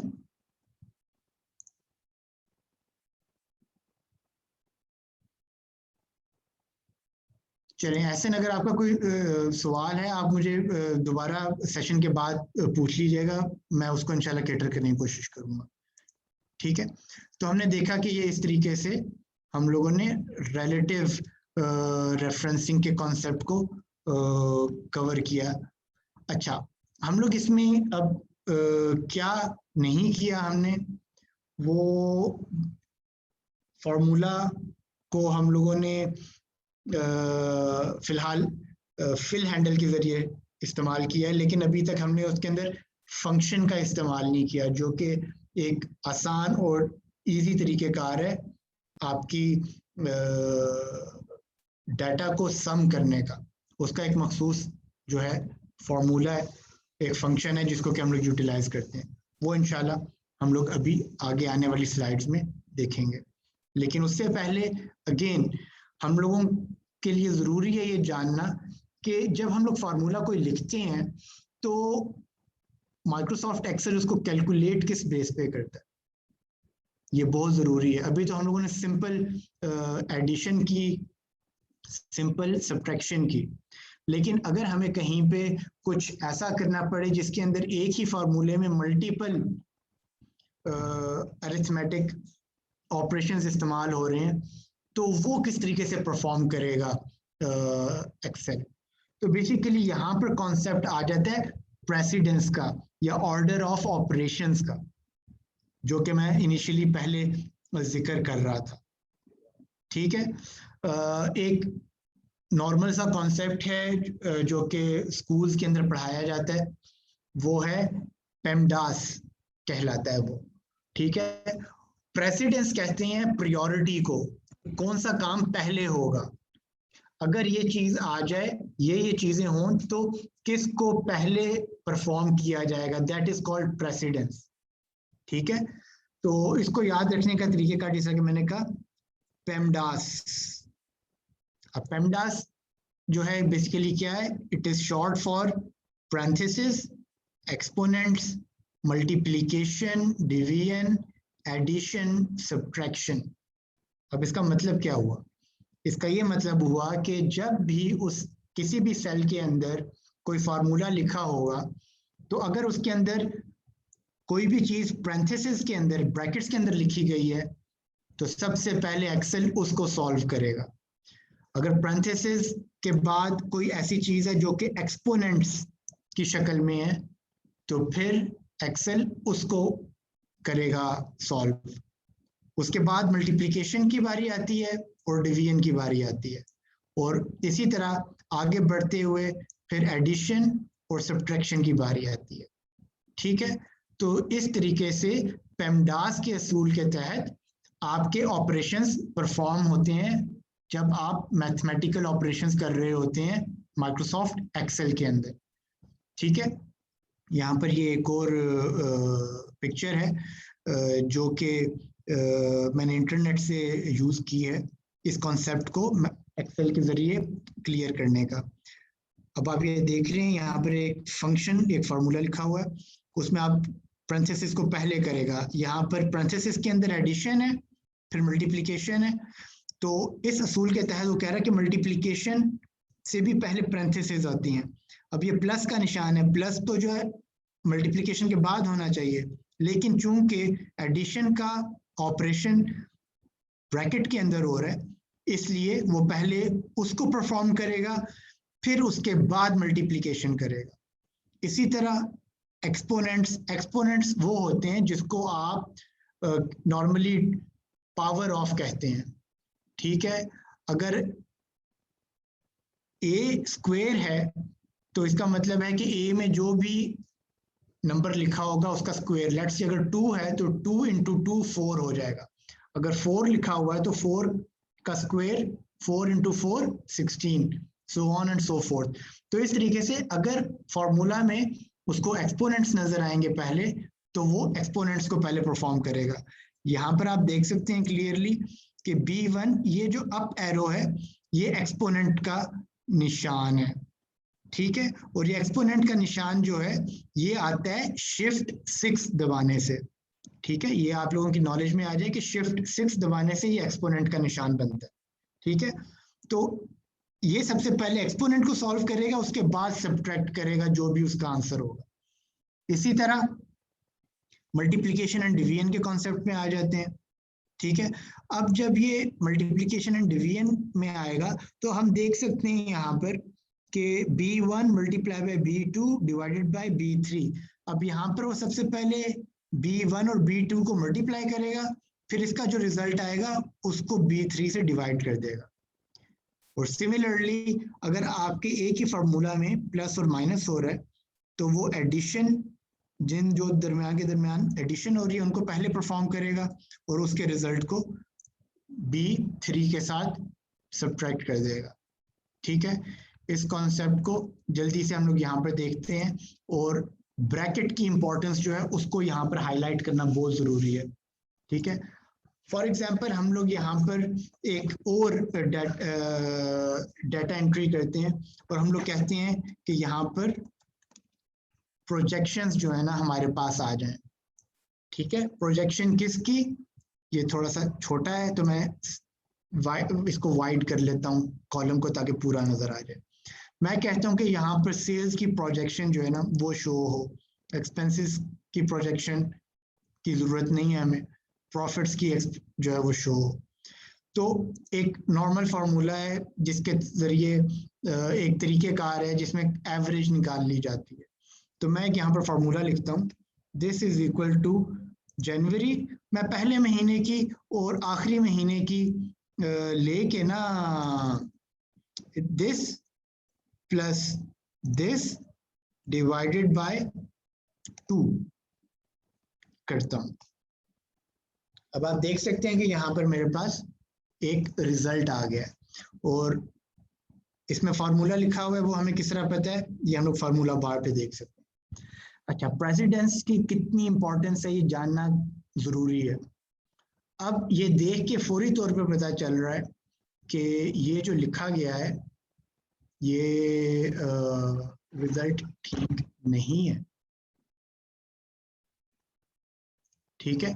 हम यहाँ पर वो जो है पहले क्या कर रहा है, बेसिकली यहाँ पर उसने देखा प्लस, फिर उसने आगे देखा डिवाइड की प्रेसिडेंस हम लोग ऑलरेडी डिस्कस कर चुके हैं, प्लस से पहले आती है, ठीक है। ये मैं स्लाइड दोबारा शो करता हूँ, डिवीजन कम्स बिफोर एडिशन। तो वो क्या करेगा, वो बजाय इसके कि पहले प्लस करे, वो पहले B4 को डिवाइड कर देगा 2 से और फिर उसके बाद जो है जो रिजल्ट आएगा उसमें ऐड कर देगा, ठीक है।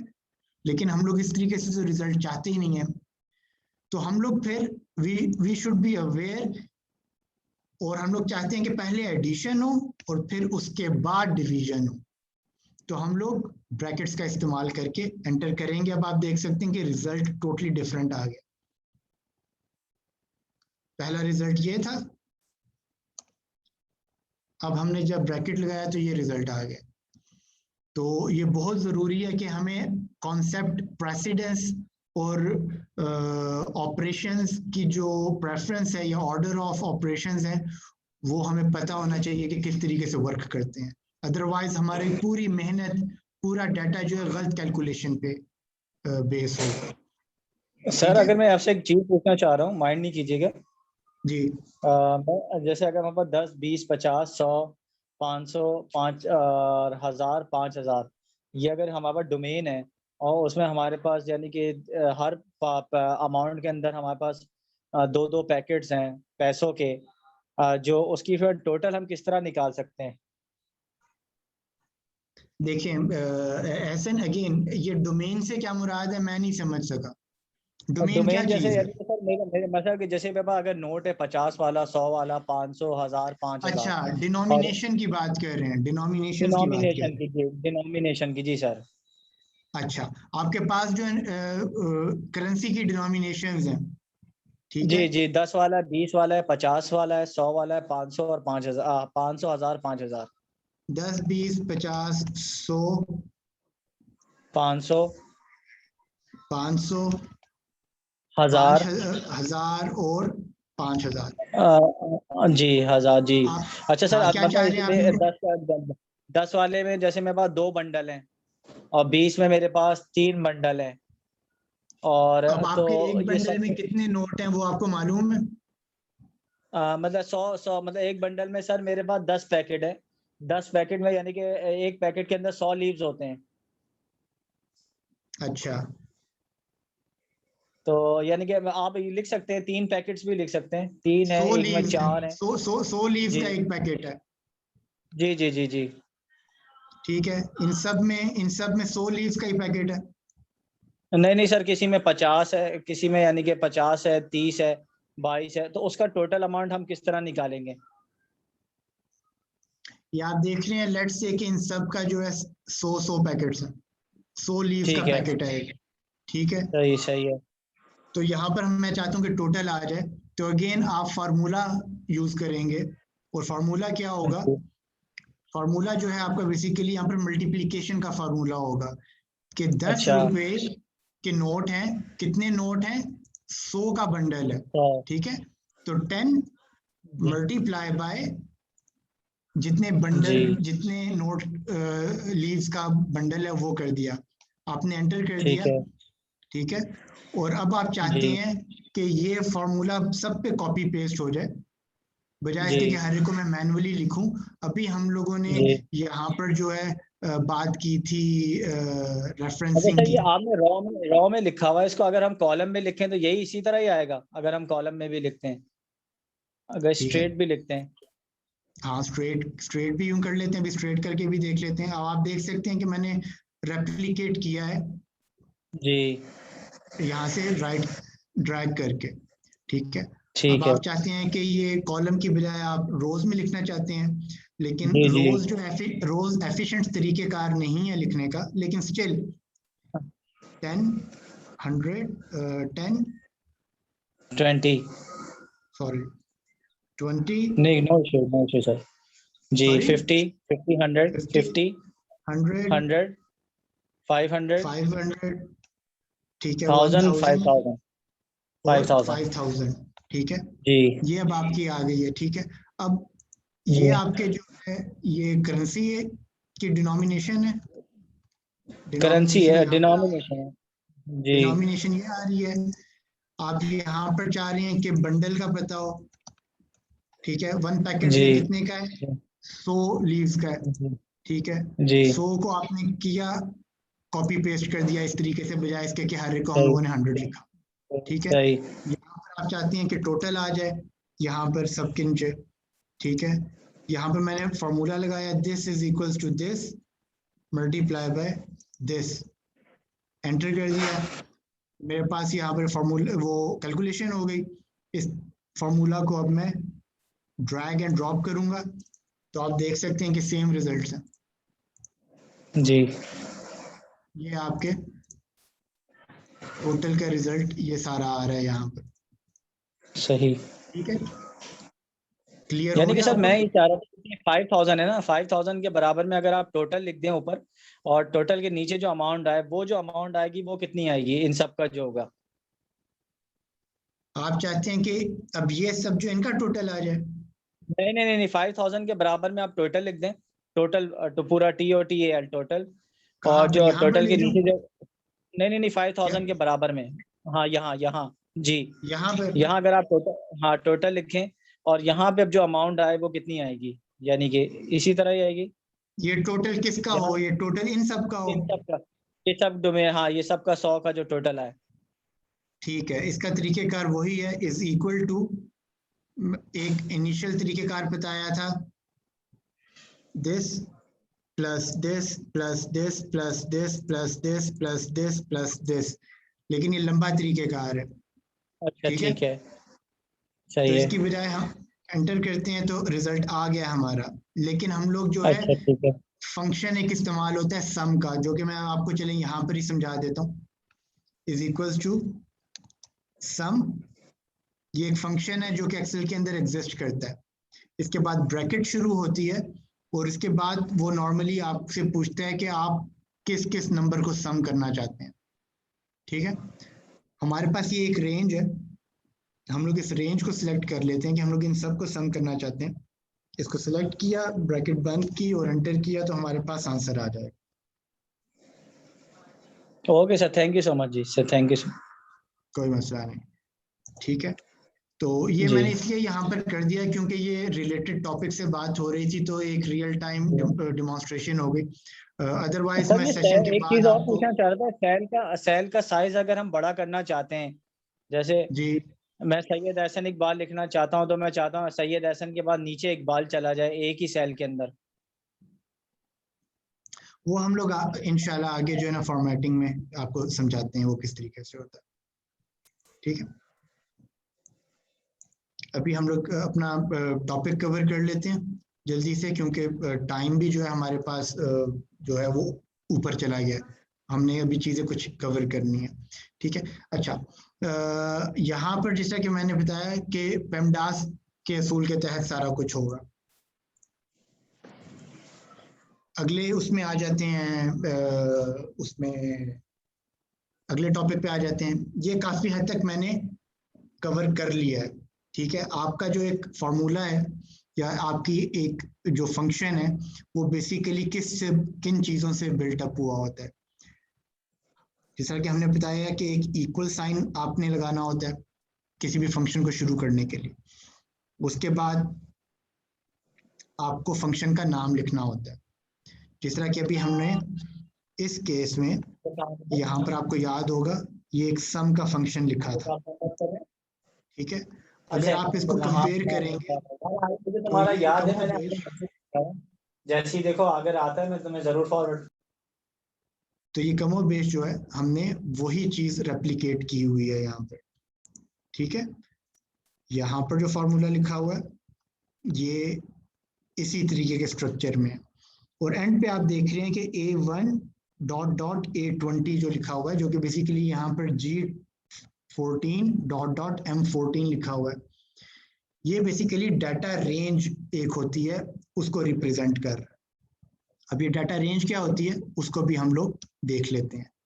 ठीक है, मैं इस एग्जाम्पल को लिखे रहने देता हूँ यहाँ पर, ताकि हम लोग इसको भी साथ साथ देख सकें।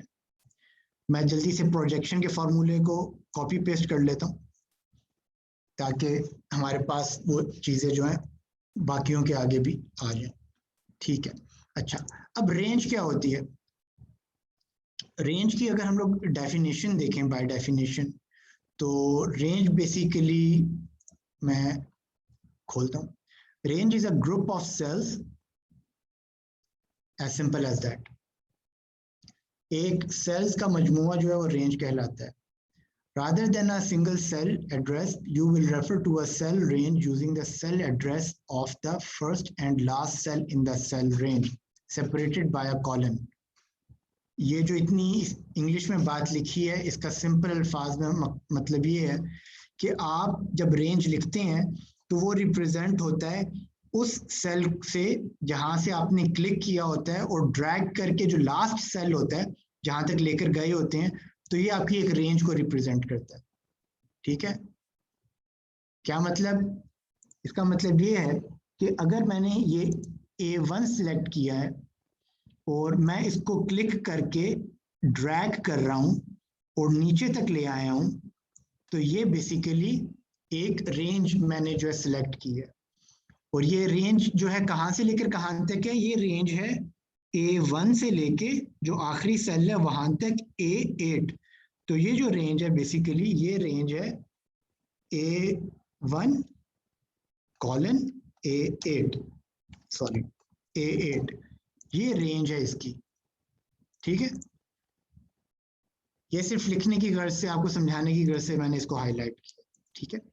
इसके बरक्स आप जरूरी नहीं है कि आप रेंज जो है सिर्फ ऊपर से नीचे या लेफ्ट टू राइट कर सकते हैं, रेंज आप डायगोनली भी सिलेक्ट कर सकते हैं। अगर मैं कहता हूं कि मुझे A1 से लेकर D6 तक सिलेक्ट करना है, तो मैं क्या करूंगा, मैं A1 को सिलेक्ट करूंगा, ड्रैग, और जहां तक लेके जाना है वहां पर ड्रॉप कर दूंगा, ठीक है। अब ये जो रेंज है ये लिखी जाएगी A1 कॉलन D6। क्या लिखा जाएगा, ये लिखा जाएगा A1 कॉलन D6, ठीक है। इसको हाईलाइट करने की गर्ज से मैं इसको कर देता हूँ, ठीक है। किस तरह पता चला कि ये A1 to D6 है, क्योंकि इसके एक कॉर्नर पे जहां से शुरू किया था वो A1 से शुरू होता था, और जो दूसरा उसका कॉर्नर है वो D6 है, जहां पर आपने उसको ड्रॉप किया। तो ये आपकी रेंज है। इस वाली एग्जांपल में H14 और N14 की बात हो रही है। ये रेंज H14 से शुरू होती है और N14 पे खत्म होती है। H14 और N14, इसको डबल क्लिक करके देख लेते हैं। डबल क्लिक किया तो आप देख सकते हैं कि ये इसने एक ही कलर का एक पूरा सिलेक्शन किया हुआ है, और ये बेसिकली इस रेंज को आइडेंटिफाई कर रही है। आप देख सकते हैं H14 और N14 ब्लू कलर की रेंज है जो कि यहाँ पर नजर आ रही है, ठीक है। तो ये कॉन्सेप्ट जो है, ये कॉन्सेप्ट है रेंज का, ठीक हो गया। कोई सवाल, कोई कंफ्यूजन इसके हवाले से?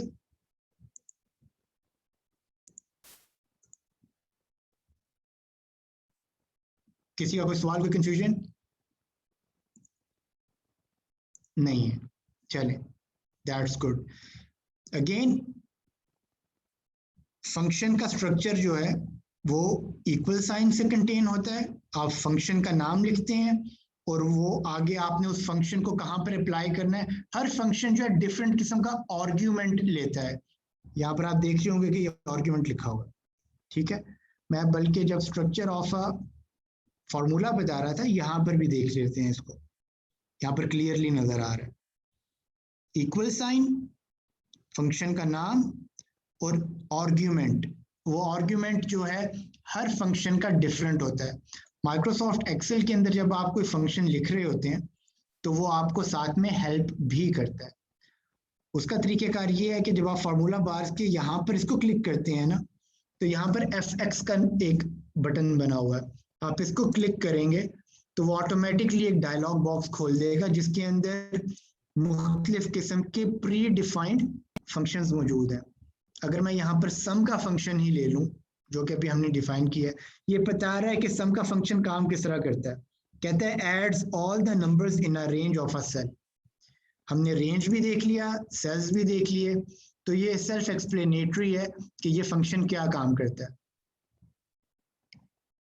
एवरेज का क्या करता है? Returns the average arithmetic mean of its arguments. Arguments वो हैं जो कि ब्रैकेट के अंदर वो आपसे सेल रेफरेंसेस लेता है। आप चाहें तो मैनुअल कुछ नंबर्स टाइप कर सकते हैं, आप चाहें तो रेंज या फिर सेपरेट सेल रेफरेंसेस दे सकते हैं इसके अंदर, तो उसके अगेंस्ट वो आपको दे देगा। तो आप लोग जो प्रैक्टिस करने लगे ना, तो आप लोग ये इस चीज को एक्सप्लोर जरूर कीजिएगा, ठीक है। तो ये इस तरीके से फंक्शंस और फार्मूलाज जो हैं उनको हम लोगों ने देख लिया। जल्दी से आगे बढ़ते हैं और सेशन क्लोज करते हैं आज का इंशाल्लाह। अल्टीमेटली जब आप सब कुछ कर लेते हैं तो आपको फाइल को सेव करना होता है, ठीक है। और सेव करने का वही हमारे पास कन्वेंशनल तरीक़ेकार है। आप फाइल में जाते हैं, बैक स्टेज एरिया में जाते हैं, यहाँ पर सेव और सेव एज की ऑप्शन होती है। आप सेव करते हैं, वो मुख्तलिफ तरीक़ों से आप सेव कर सकते हैं। आप अपने डेस्कटॉप के ऊपर कहीं पर करना चाहें तो ब्राउज दबाएं, ब्राउज दबा के जिस लोकेशन पे भी आप सेव करना चाहते हैं आप वहां पर जाके अपनी बुक को नाम दें और सेव कर लें। ठीक है, तो ये सिंपल तरीक़ेकार है और स्ट्रेट फॉरवर्ड तरीक़ेकार है। सेव एज और सेव में फ़र्क आप लोग जो है आई एम श्योर अब जानते होंगे कि अगर आपने उसी डॉक्यूमेंट को एक नए नाम से सेव करना है तो you have to save it as save as file.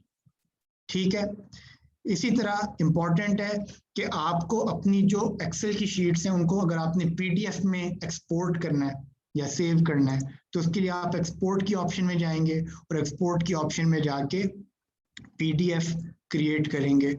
ये आपकी जो है पीडीएफ की फाइल क्रिएट कर देगा और उस पीडीएफ की फाइल को आप चाहें तो फिर किसी के साथ भी सेव कर किसी के साथ भी शेयर कर सकते हैं इस सहूलत के साथ कि कोई भी आपके उस शीट में डाटा एंट्री या मैनिपुलेशन नहीं कर सकता, एटलीस्ट उस शीट में जो कि आपने। जी जी सर, जब हम इसको पीडीएफ में कन्वर्ट करते हैं जी, तो वो फॉन्ट काफी छोटा कर देता है और जो कॉलम्स एक उसमें आ रहे होते हैं वो कॉलम्स आधे नीचे कट के नीचे आ जाते हैं, वो फिर प्रिंटिंग में बड़ा इशू करते हैं उसका, अगर हमने फाइल का प्रिंट लेना हो तो। जी हाँ, वो अगेन जो है वो हम लोग जब आगे प्रिंटिंग और पेज लेआउट को कवर करेंगे उसमें इंशाल्लाह ये चीजें आपको समझाएंगे। ठीक है, तो ये जो है इम्पोर्टेंस है कि आप जब इसको करें तो आप किस तरह सेव एज कर सकते हैं। आपकी ऑलरेडी फाइल अगर सेव हुई है तो शॉर्टकट जो है कंट्रोल एस है। हमेशा ये एक अच्छी प्रैक्टिस है कि आप काम के साथ साथ कंट्रोल एस दबाते रहें ताकि आपका काम जो है वो सेव होता रहे। इसी तरीके से हमने पहले जब बैक स्टेज एरिया को डिस्कस किया था तो हमने कहा था कि आप उसको शेयर भी कर सकते हैं। डायरेक्ट फाइल जो है ईमेल के तौर पे शेयर करना चाहें तो आप शेयर पे जाएंगे तो एक डायलॉग बॉक्स ओपन हो जाएगा और उस डायलॉग बॉक्स के अंदर वो पूछ रहा है कि आप पीडीएफ की शक्ल में भेजना चाहते हैं या एक्सेल वर्कबुक की शक्ल में भेजना चाहते हैं। ऑब्वियसली जब आप पीडीएफ की शक्ल में भेजेंगे तो कोई भी आपके डाटा को मैनिपुलेट नहीं कर सकता। अगर आप एक्सेल शीट वर्कबुक के तौर पे भेजेंगे तो उनके पास आपके एक्सेल शीट की कॉपी चली जाएगी और वो उसके अंदर चेंजेस कर सकते हैं। ठीक है, तो ये हो गया मोटा मोटा एक्सेल को सेव करते हैं पीडीएफ की फाइल के अंदर।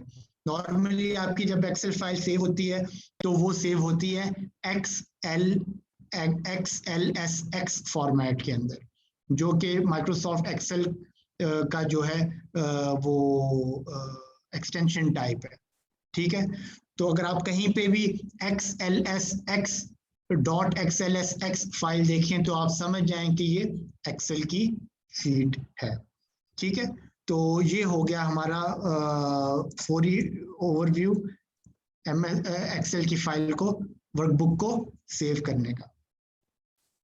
आगे बढ़ते हैं, असाइनमेंट का वक्त आ गया और इस असाइनमेंट को मैं आपको एक्सप्लेन करूंगा और उसके बाद इंशाल्लाह हम खैर बात कहेंगे। आपकी असाइनमेंट क्या है? असाइनमेंट जो है आपने एक वर्कबुक क्रिएट करनी है, बिल्कुल नहीं, उसके अंदर आपने ये चीजें ये टाइटल्स टाइप करने हैं इन एड्रेसेस के ऊपर, इन सेल्स के अंदर। Months, sales, expenses, profits, totals, April projection. इसी तरह आपने इन सेल्स के अंदर ये जो आगे दिया गया है डाटा ये इनपुट करना है। ठीक है, फिर क्या करना है कि जो सेल D2 होगा उसके अंदर एक फार्मूला राइट करना है जो कि सब्ट्रैक्ट करता है जनवरी की एक्सपेंसेस को जनवरी की सेल्स में से। आप उस फार्मूला को फिर कॉपी करेंगे और उसको D3 और D4 में फिल ऑपरेशन के जरिए कॉपी कर लेंगे। इसी तरह सेल नंबर B6 जो है, जो भी आपका होगा आपके उसमें, उसके ऊपर आप क्या करेंगे, एक फार्मूला लिखेंगे। वो फार्मूला क्या करता है, वो एक रेंज को ऐड करता है, रेंज B2 to B4 को ऐड करता है। ठीक है, फार्मूला को कॉपी करेंगे B6 और B6 across to C6 and D6, आप उस फार्मूला को कॉपी पेस्ट करते जाएंगे। सेल B8 के अंदर अप्रैल प्रोजेक्शन का फार्मूला जो है वो आप टाइप करेंगे। और वो प्रोजेक्शन का फॉर्मूला बेसिकली क्या होगा, वो वही है कि जनवरी और मार्च की जो सेल्स हैं उनको आप ऐड करेंगे और उनको डिवाइड कर देंगे 2 से, तो वो हमारे पास एक रिलेटिव प्रोजेक्शन आ जाएगी। और उस फार्मूला को भी आप फिर B6, C6 और D6 के अक्रॉस कॉपी पेस्ट कर देंगे। ठीक है, ये इसेंशियली वही सारा कुछ है जो कि मैंने आज के पूरे लेक्चर में एक्सप्लेन किया। यही चीज आपने रेप्लिकेट करनी है इस असाइनमेंट में जो कुछ लिखा हुआ है। इस शक्ल में असाइनमेंट देने का मकसद ये है कि आप इसको पढ़ सकें और आपको पता हो कि A1 का क्या मतलब है, B1 का क्या मतलब है, C2 का क्या मतलब है, रेंज सिलेक्शन किस तरह होती है, फार्मूलाज कॉपी पेस्ट किस तरह होते हैं। ठीक है, एज यूजुअल ये वाली जो असाइनमेंट है मैं ग्रुप के ऊपर शेयर कर दूंगा, आप लोग इसको परफॉर्म करें। मदद के लिए जो रिकॉर्डिंग होगी उसका सहारा लें जहाँ पर ज़रूरत पड़े, और स्लाइड्स नोट्स जो हैं वो भी मैं आपसे शेयर कर लूँगा, और इसेंशियल डॉक्यूमेंट सारे जो हैं आपसे शेयर हो जाएंगे। किसी भी पार्टिसिपेंट का कोई सवाल, कोई कंफ्यूजन हो तो प्लीज़ आस्क। असाइनमेंट के हवाले से पीछे कुछ स्लाइड्स हैं उनके हवाले से। No sir. ग्रेट ग्रेट, ठीक है। तो असाइनमेंट सबको समझ आ गई है? हादी आपको समझ आ गई असाइनमेंट की क्या करनी है?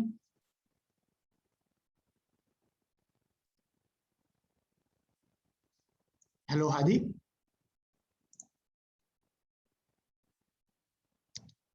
हादी आपको समझ आ गई असाइनमेंट की?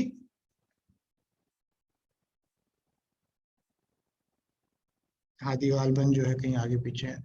एहसन आपको भी होपफुली समझ आ गई होगी क्योंकि आपका क्वेश्चन नहीं है। तो चलें, ठीक है, इसी के साथ हम आज का session close. Great great great great. I would totally appreciate कि अगर आप ये एक्सरसाइज जो है, ये प्रैक्टिस जो है असाइनमेंट करके कल क्लास से पहले जितना अर्ली पॉसिबल हो उतना अच्छा है, अपने स्क्रीनशॉट्स जो हैं वो ग्रुप के ऊपर शेयर कर लें ताकि मुझे तो कंफर्म हो जाएगा कि किस किस ने कर ली है। इस तरीके से हमारा कल का सेशन स्टार्ट होते वक्त जो है ना ज़्यादा टाइम जो है ना वो कंज्यूम नहीं करना पड़ेगा आपसे डिस्कस करने में, अनलेस कि आपकी कोई प्रॉब्लम हो तो वो हम लोग पहले 10 मिनट में डिस्कस करेंगे। ठीक है, चलें, इसी के साथ बहुत बहुत शुक्रिया आप सबका, और प्रैक्टिस करें और आपको अगले सेशन में इंशाल्लाह मुलाकात करते हैं। ठीक है, टेक केयर, अल्लाह हाफिज।